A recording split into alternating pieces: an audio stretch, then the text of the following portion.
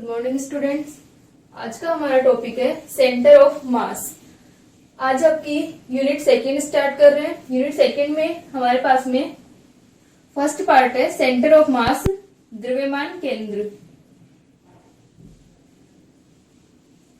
ठीक है, जो हमारे प्रीवियस लेक्चर्स थे उसमें जो आपने यूनिट फर्स्ट पढ़ी, यूनिट फर्स्ट के अंदर हमने सिर्फ एक कण की गति के बारे में बात की थी, यानी हमने सिंगल पार्टिकल के बारे में बात की थी। पिछले लेक्चर में जब हमने पोटेंशियल एनर्जी, कंजर्वेटिव फोर्सेस ये सब पढ़े थे, तब हम एक सिंगल पार्टिकल के मोशन के बारे में बात कर रहे थे कि यदि एक कण की गति होती है किसी कंजर्वेटिव फोर्स के अंतर्गत तो उसकी स्थितिज ऊर्जा क्या होगी, या फिर हम उसके जो स्थितिज ऊर्जा वक्र थे उसके मोशन के बारे में अध्ययन कर रहे थे। ठीक है, यानी हमने पोटेंशियल एनर्जी और फोर्स के बारे में जो पढ़ा था, या उसके ये जो हमारी मैकेनिकल एनर्जी का कंजर्वेशन हो रहा था, ये सारे हमने एक सिंगल पार्टिकल के मोशन के बारे में बात की थी। सिंगल पार्टिकल के लिए हमने ये सब पढ़ा, एक कण के लिए हमने ये अध्ययन किया था। ठीक है, अब जो आपकी नेक्स्ट यूनिट है यूनिट सेकंड। यूनिट सेकंड का जो फर्स्ट पार्ट है वो है आपका सेंटर ऑफ मास, द्रव्यमान केंद्र। तो जो द्रव्यमान केंद्र है, ठीक है, द्रव्यमान केंद्र की हम बात करेंगे। यदि हम किस सिस्टम की बात कर रहे हैं कि हमारा जो सिस्टम है वो एक से अधिक कणों से मिलकर बना है, यानी इसमें बहुत सारे कण हो सकते हैं। अगर हम अलग अलग मास की बात करें तो हो सकता है एक से ज्यादा मास हो, 2 हो, 4 हो, या फिर उसमें n पार्टिकल्स हो। ठीक है, अगर इस तरह का हमारा जो सिस्टम है तो उसके अंदर अगर हम गति की बात करें तो यहाँ पर हम क्या ले सकते हैं, एक सेंटर ऑफ मास, द्रव्यमान केंद्र ले सकते हैं। ठीक है, जिस तरीके से यहाँ पर भी हम एनर्जी कंजर्वेशन, मोमेंटम कंजर्वेशन, इन सबको पढ़ेंगे।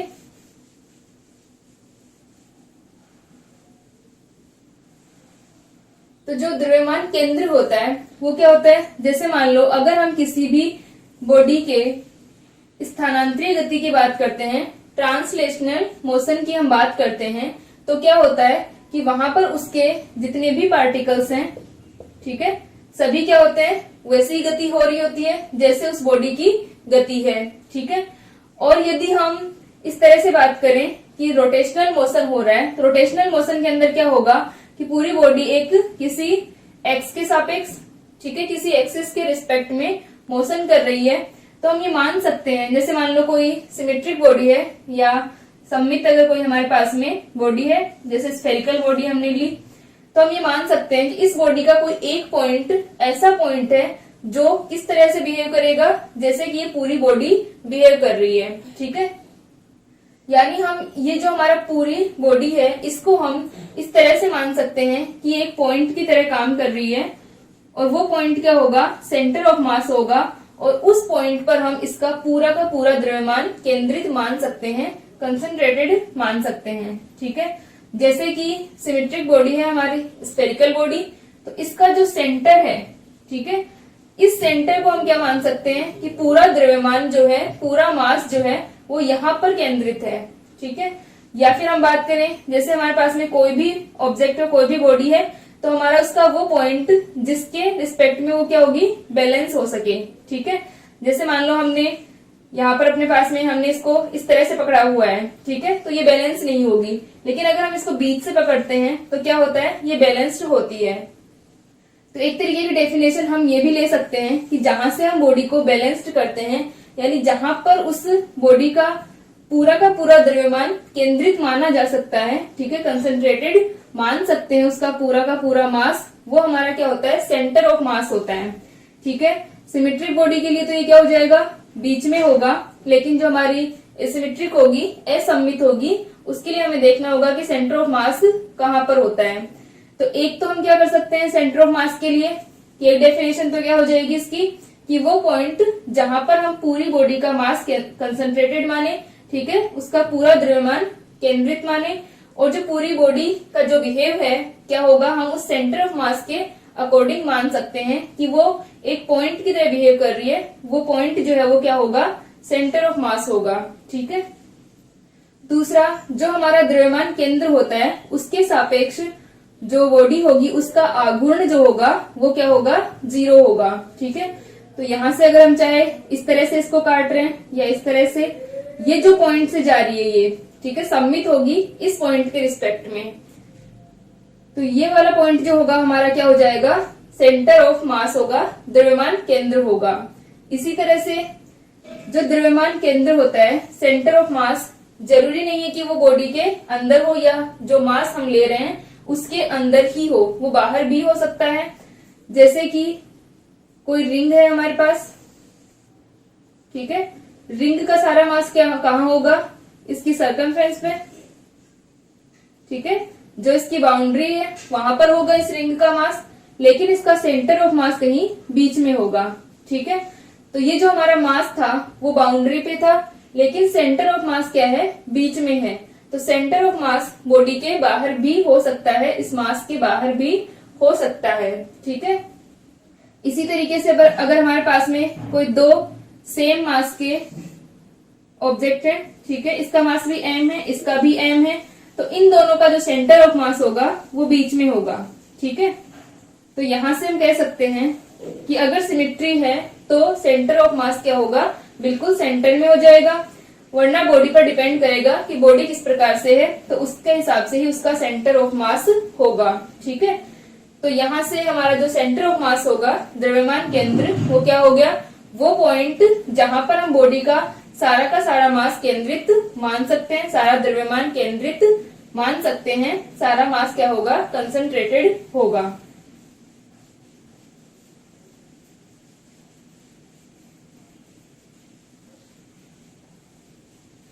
ठीक है, तो ये हमारा क्या हो गया, द्रव्यमान केंद्र। तो द्रव्यमान केंद्र की डेफिनेशन हम लिख सकते हैं,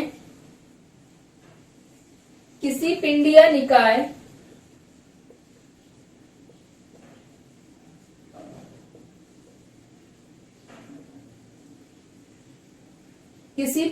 निकाय में वह बिंदु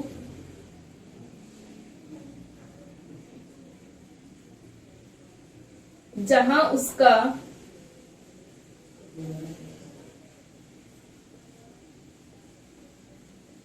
संपूर्ण द्रव्यमान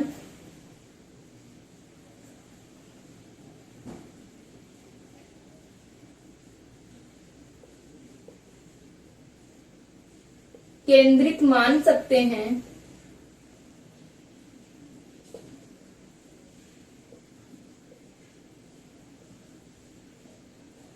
ठीक है, केंद्रित मान सकते हैं या उसका संपूर्ण द्रव्यमान केंद्रित होता है, ठीक है। तो यहां से क्या हो जाएगा, वह बिंदु जहां उसका संपूर्ण द्रव्यमान केंद्रित मान सकते हैं, उस पिंड या निकाय का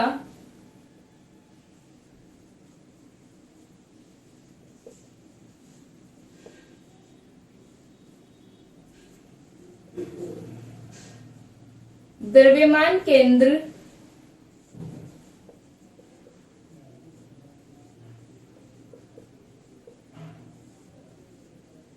कहलाता है, ठीक है। तो किसी पिंड या निकाय में वह बिंदु जहां उसकी गति के लिए, ठीक है, इसको यहां पर ये लिख लेना, निकाय का वह बिंदु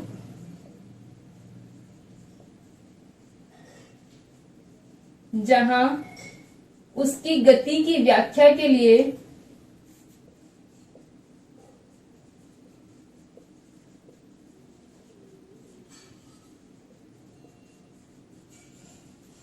उसका संपूर्ण द्रव्यमान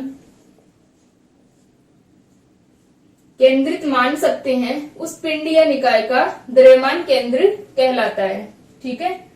तो यहां से अपने पास में क्या आ गया, द्रव्यमान केंद्र वो पॉइंट हो गया, सेंटर ऑफ मास वो पॉइंट हो गया कि किसी भी बॉडी या सिस्टम का वो पॉइंट जहां पर हम उसका या उसके मोशन के लिए उसका जो टोटल मास है, ठीक है, कंप्लीट मास हम वहां पर कंसंट्रेटेड मान सकते हैं, वो पॉइंट हमारा उस बॉडी या सिस्टम का क्या कहलाता है, सेंटर ऑफ मास कहलाता है, ठीक है।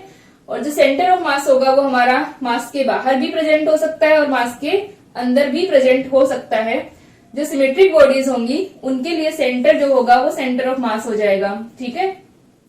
यानी एक तरीके से हम मान सकते हैं कि जो द्रव्यमान का वितरण है या जो मास डिस्ट्रीब्यूशन होगा, यानी हमारा m और r इक्वल टू क्या हो जाएगा, 0 हो जाएगा इस द्रव्यमान केंद्र के लिए। जैसे हमने यहाँ पर m हमारा क्या है, ये टोटल मास m है, ठीक है, और इन पार्टिकल्स का मास हम m मान रहे हैं, तो यहाँ से MiRCi यानी इस द्रव्यमान केंद्र से बाकी जो पार्टिकल्स हैं उनके लिए जो द्रव्यमान और दूरी का जो गुणनफल होगा वो क्या होगा, 0 होगा, यानी सारा का सारा मास यहीं पर केंद्रित माना जाएगा। ठीक है, बाकी अगर हम मास की बात करें तो बाकियों के लिए दूरी क्या हो जाएगी, 0 हो जाएगी।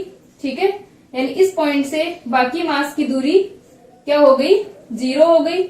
Ri, Rc1, Rc2, जहां पर ये हमारे क्या है, अदर पार्टिकल्स हैं।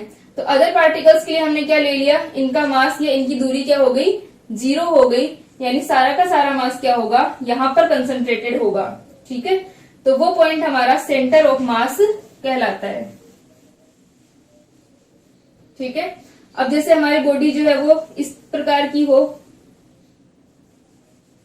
कि एक साइड से द्रव्यमान कम हो और एक साइड द्रव्यमान का वितरण ज्यादा हो। ठीक है, तो यहाँ पर क्या हो जाएगा, इसका सेंटर ऑफ मास अब बीच में नहीं होगा, ठीक है, इस साइड कहीं होगा, ताकि क्या होगा, सारी जो MiRi होनी चाहिए, यानी इस पॉइंट से बाकी जो पार्टिकल्स हैं उनकी दूरी, इनका जो सम होगा वो क्या होना चाहिए, 0 होना चाहिए।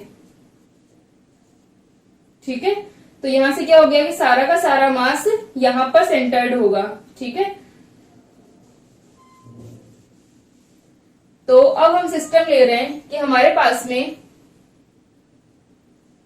एक n कणों का निकाय है। ठीक है, n पार्टिकल्स का सिस्टम है, जहां पर किसी एक पार्टिकल की जो डिस्टेंस है ओरिजिन से, यानी इसका जो पोजीशन वेक्टर है वो कितना है, Ri है, और जो सेंटर एक जो पॉइंट हमने लिया है C पॉइंट, उसकी जो डिस्टेंस है यानी उसका जो पोजीशन वेक्टर है वो कितना है, Rc है, और इन दोनों के बीच की जो डिस्टेंस होगी, ठीक है, वो कितनी है, Rci है। तो हम क्या ले रहे हैं, माना एक n कणों का निकाय है।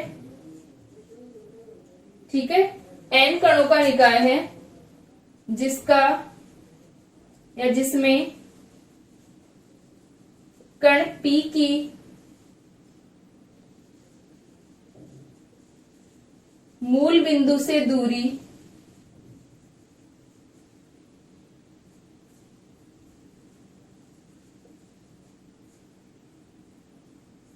Ri है तथा एक बिंदु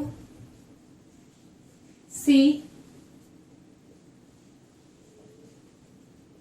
जिसकी मूल बिंदु से दूरी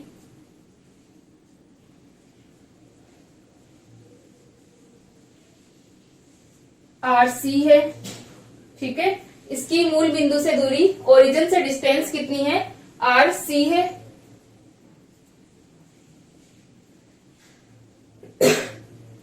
तथा C से P बिंदु की दूरी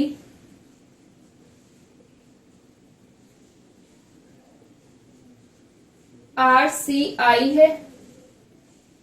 ठीक है, तो यहां पर हमारे पास में जो ट्राइंगल बन रहा है OCP, ठीक है, इसमें क्या हो जाएगा, अतः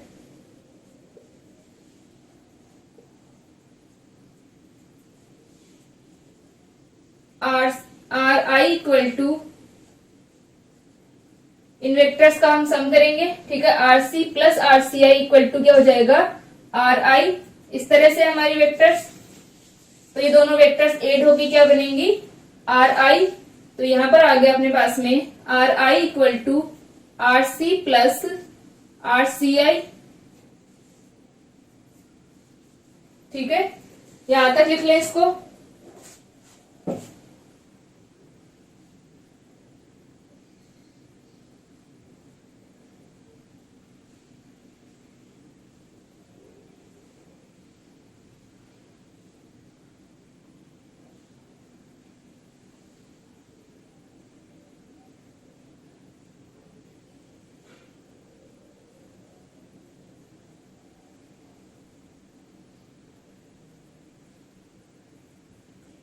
यहां तक हो गया, ठीक है।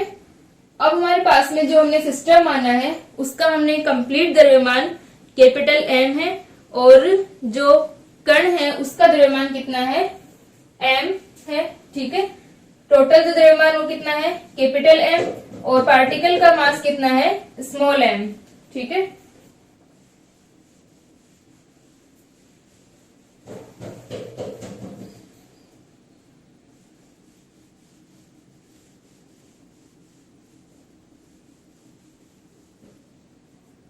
तो अब हम लिख सकते हैं स्थिर निर्देश तंत्र में स्थित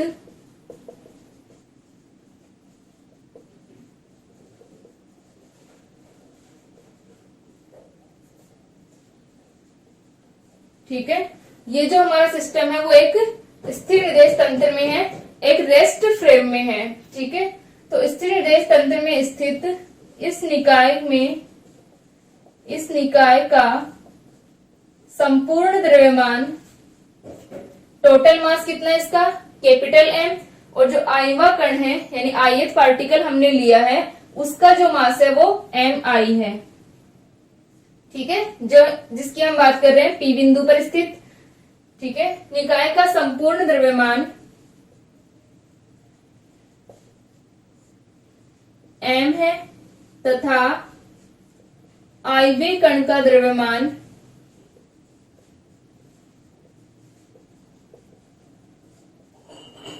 एम आई है, ठीक है। तो हम लिख सकते हैं अतः समीकरण 1 को एम आई से गुणा कर, ठीक है, समीकरण 1 को हम एम आई से मल्टीप्लाई करके क्या कर रहे हैं, एन कणों के लिए योग कर रहे हैं। तो पहले हम इसे एम आई से मल्टीप्लाई करें तो ये हो जाएगा M I R I equal to plus का M I R C I, ठीक है। तो यहां से हमारे पास में क्या आ गया, ये जो हमारी इक्वेशन थी इसको हमने पूरे को एम आई से मल्टीप्लाई कर दिया, और इसको हम समेशन ले लेते हैं एन के लिए।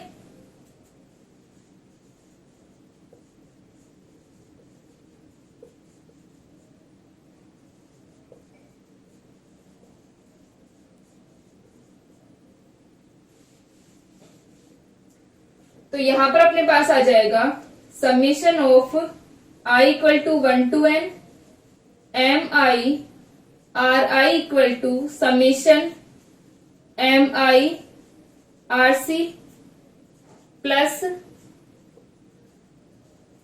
Summation of M I R C I I equal to 1 to n, ठीक है। ये हमारे पास में आ गई इक्वेशन नंबर, ठीक है, 2 आ गई।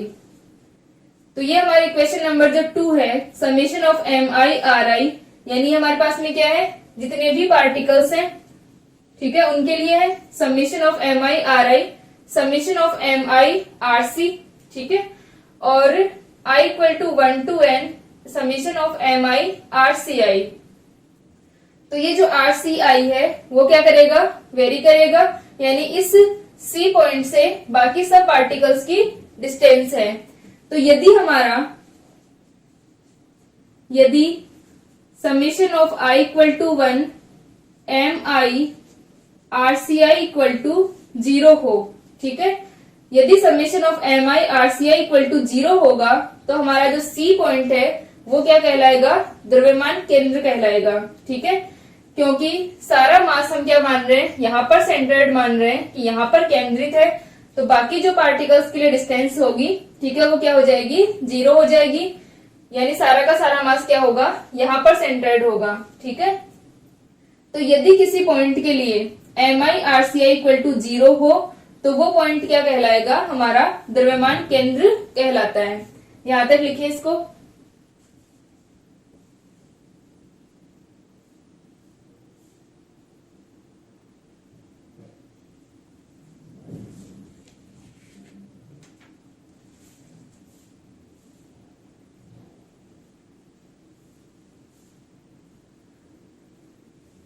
यहां तक हो गया, ठीक है। यहां पर अपने पास में क्या आ गया, summation of MI RCI equal to 0 आ गया। तो अगर किसी निकाय के लिए ये कंडीशन सेटिस्फाई हो रही है तो क्या होगा, जो C पॉइंट है वो क्या कहलाता है, द्रव्यमान केंद्र कहलाता है।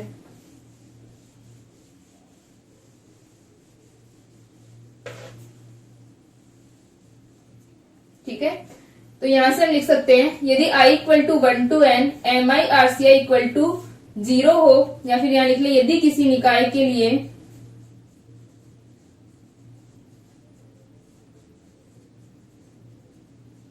यदि किसी बॉडी के लिए I equal to 1 to N MI RCI equal to 0 हो, तो बिंदु C पिंड का द्रव्यमान केंद्र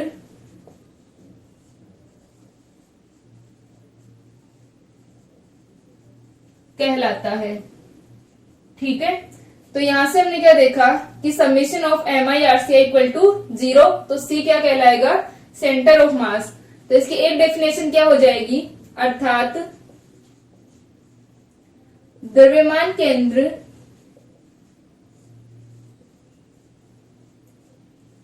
वह बिंदु होता है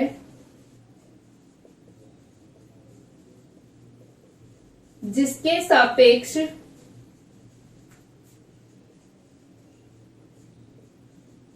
पिंड के अन्य कणों के द्रव्यमान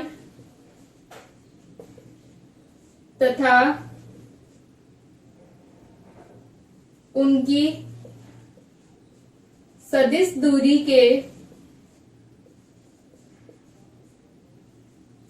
कहां से, इस पिंड के रिस्पेक्ट, इस पॉइंट के रिस्पेक्ट में। ठीक है, RCI, तो क्या हो जाएगा, उनके कणों के द्रव्यमान तथा उनकी सदिश दूरी के गुणनफल का योग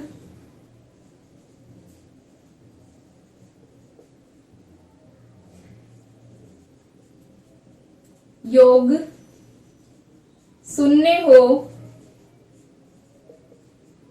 ठीक है, तो क्या हो गया, द्रव्यमान केंद्र वह पॉइंट होता है, सेंटर ऑफ मास, जिसके रिस्पेक्ट में जो हमारी बॉडी है उसके जो अदर पार्टिकल्स होंगे, या जो हमारा सिस्टम है उसके जो अदर पार्टिकल्स होंगे उनका मास और उनकी जो वेक्टर क्या होगी, इनकी पोजीशन जो है, इनकी ये पोजीशन वेक्टर जो होगा उनका अगर हम मल्टीप्लीकेशन लें, गुणनफल लें, तो वो हमें क्या मिले, 0 मिले।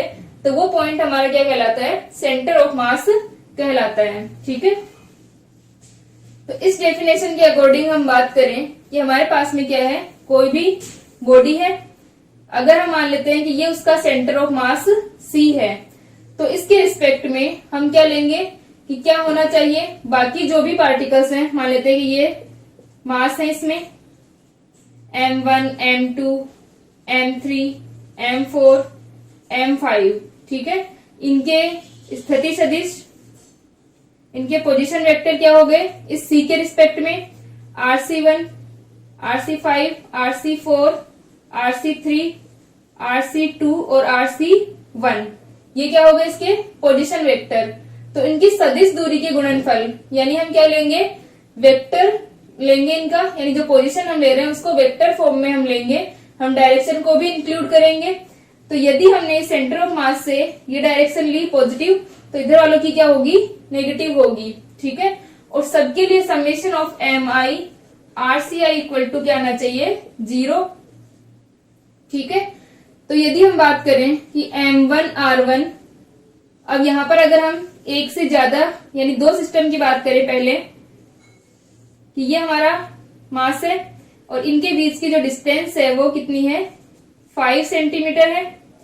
ये हमारा M1 मास है और ये हमारा M2 मास है। ठीक है, M1 मास जो है वो कम है, लेस देन है M2। M2 मास क्या हो गया, ज्यादा हो गया। तो इस सिस्टम का सेंटर ऑफ मास कहां पर होगा, तो इस सिस्टम का सेंटर ऑफ मास होने के लिए हमें पता है, हमने कोई भी पॉइंट ले लिया, मान लो हमने यहां पर पॉइंट ले लिया। ठीक है, ये हमारा पॉइंट हो गया C। ठीक है, तो इस C के लिए क्या होना चाहिए, summation of MI RCI equal to 0 होना चाहिए। ठीक है, तो M1 into R1 plus summation of I equal to 1 MI RCI equal to 0 होना चाहिए। तो यहां पर हमारे पास में क्या है, दो पार्टिकल्स हैं, दो मास हमने लिए, तो I इक्वल टू क्या हो गया 1 to 2। ठीक है, यानी M1 R1 plus M2 R2 equal to क्या होना चाहिए, 0 होना चाहिए। ठीक है, यानी अगर इस पार्टिकल का मास कम है, ठीक है, और इसका अधिक है, क्योंकि M2 का मास क्या है, ज्यादा है, तो M2 का मास अधिक है और M1 मास कम है, इसका मतलब ये दोनों वैल्यू क्या होनी चाहिए, अपोजिट डायरेक्शन में है। तो R1 और R2 क्या आ जाएंगी, डायरेक्शन तो अलग आ जाएगी इनकी।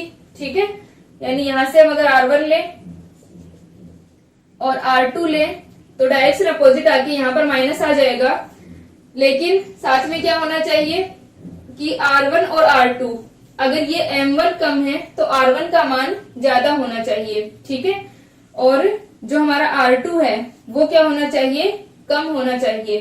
ठीक है, तभी तो क्या होंगे, क्योंकि इस इक्वेशन से हमारे पास क्या आ रहा है,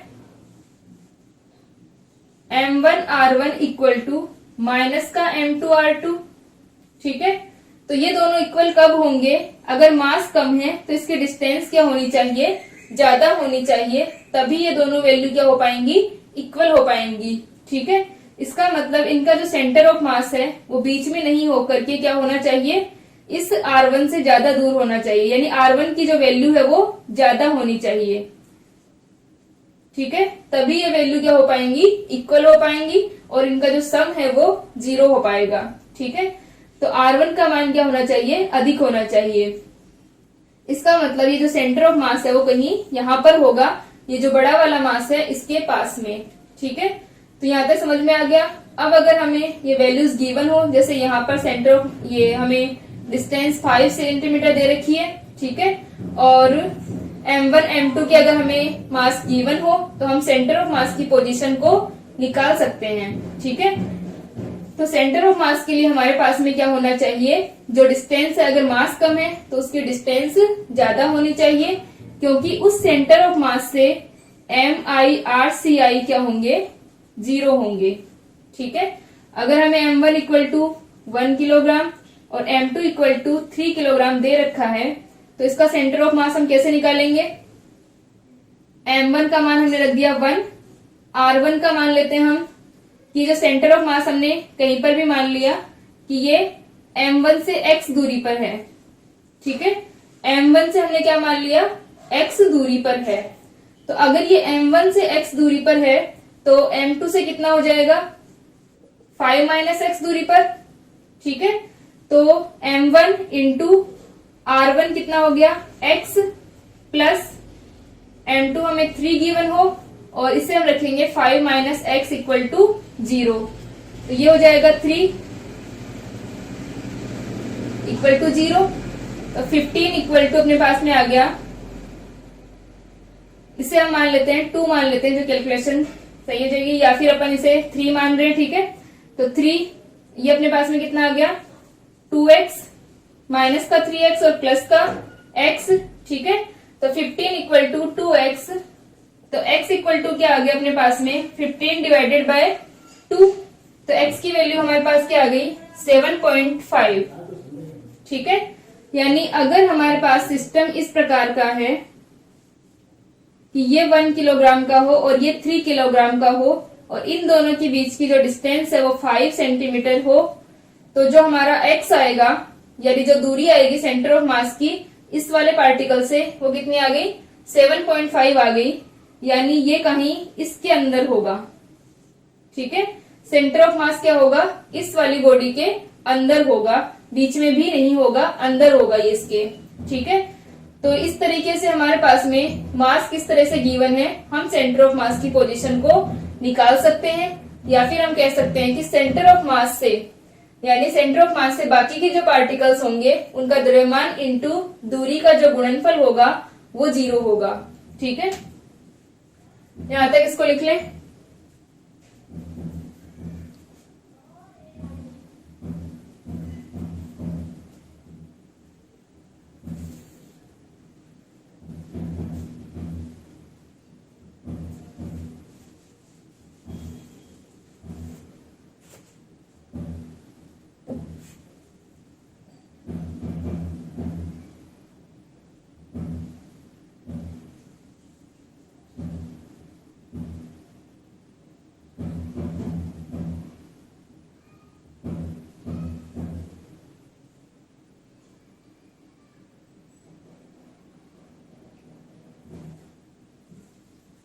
ठीक है, ये आ गया समझ में।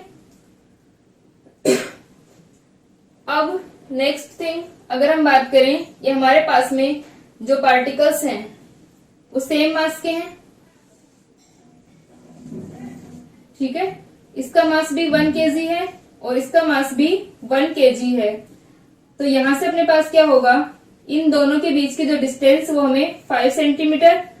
अब दोनों के मास अगर सेम है तो हमने क्या मान लिया कि जो R1 है वो हमारी x है, यानी ये इससे x डिस्टेंस पे क्या है, सेंटर ऑफ मास स्थित है। तब इसके लिए क्या हो जाएगा, 1 into x plus 5 minus x into 1 equal to 0, ठीक है। एक मिनट, यहाँ पर अपने पास में ये जो दूरी आएगी वो क्या आनी चाहिए, ये वाली माइनस की आ जाएगी, ठीक है। क्योंकि अगर हम ये पॉइंट ले रहे हैं तो इससे एक दूरी तो क्या रहेगी, प्लस की रहेगी, और दूसरी वाली दूरी क्या होगी, माइनस की होगी। तो या तो हम इसको माइनस ले लें और इसको प्लस ले लें, ठीक है। तो यहाँ पर भी अपने पास में चेंज हो जाएगा ये, ठीक है। ये वाली वैल्यू अपने पास में क्या आ जाएगी, 4 आ जाएगी, ठीक है। तो इसको चेंज कर लेना। पहले हम इसकी बात करते हैं। तो यहाँ पर अपने पास में क्या हो गया, 1 माइनस एक्स, ठीक है। तो ये आ जाएगी अपने पास में 5 माइनस एक्स इक्वल टू 0। तो 5 इक्वल टू 2x, यानी x इक्वल टू आ गया 2.5, ठीक है। तो अगर हमारे पास क्या है, सेम मास है, अगर दोनों मास सेम हुए, ठीक है, m1 और m2 दोनों अगर सेम मास होंगे तो सेंटर ऑफ मास क्या हुआ, उनके बीच में होगा। ये कितनी डिस्टेंस हो गई हमारी, 2.5, और ये भी कितनी हो गई, 2.5, यानी R1 भी 2.5 होगा और R2 भी क्या होगा, 2.5 होगा, ठीक है। यानी दोनों मास सेम थे, तब इनका सेंटर ऑफ मास क्या हो गया, बीच में हो गया। यहाँ पे इसको थोड़ा ठीक कर लेना। इसके अंदर हमने एक डायरेक्शन को नेगेटिव नहीं लिया था, यहाँ पर अपना आएगा 1 इंटू माइनस का x plus 3 into 5 minus x.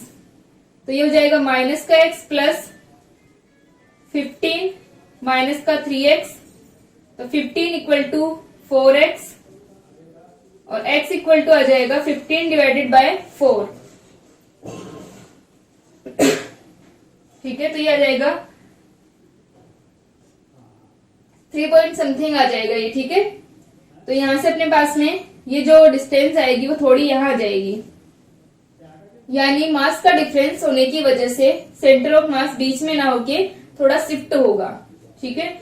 और यदि हम इस मास को और ज्यादा बढ़ा देते हैं, ये 4 हो गया तो यहाँ पर 5 आ जाएगा, तब यहाँ पर एग्जैक्ट 3 आ गया, यानी सेंटर ऑफ मास यहाँ शिफ्ट है।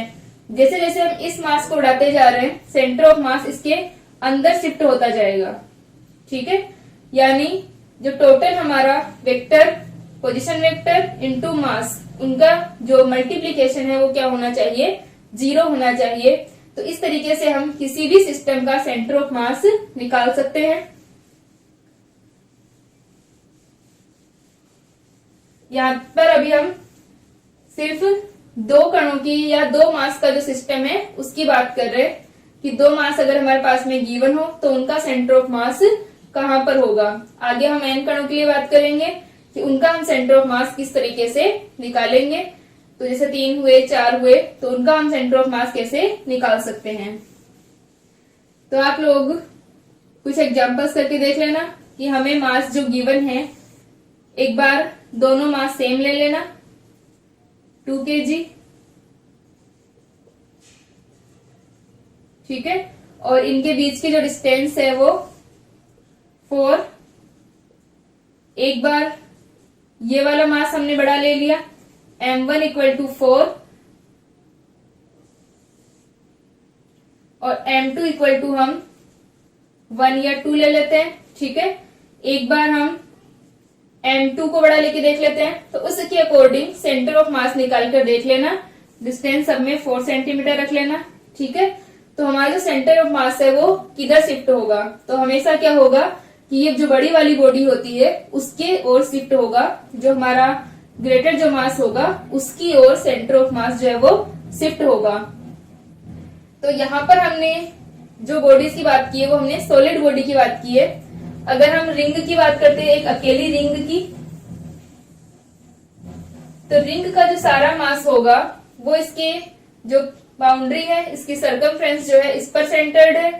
तो इसके लिए सेंटर ऑफ मास क्या होता है, बीच में होता है, और ये इस बॉडी के अंदर नहीं होगा, यानी बाहर है। ठीक है, तो सेंटर ऑफ मास जो होता है वो क्या हो सकता है, बॉडी के बाहर भी स्थित हो सकता है। ठीक है, ये एग्जांपल्स कर लेना आप लोग।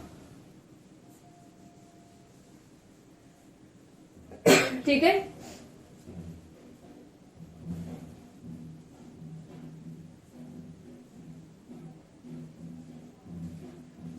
नेक्स्ट क्लास में हम लोग दो कणों के तंत्र के लिए, यानी हमारा जो 2 पार्टिकल सिस्टम के लिए और n पार्टिकल सिस्टम के लिए हम इनको सोल्व करेंगे। ठीक है।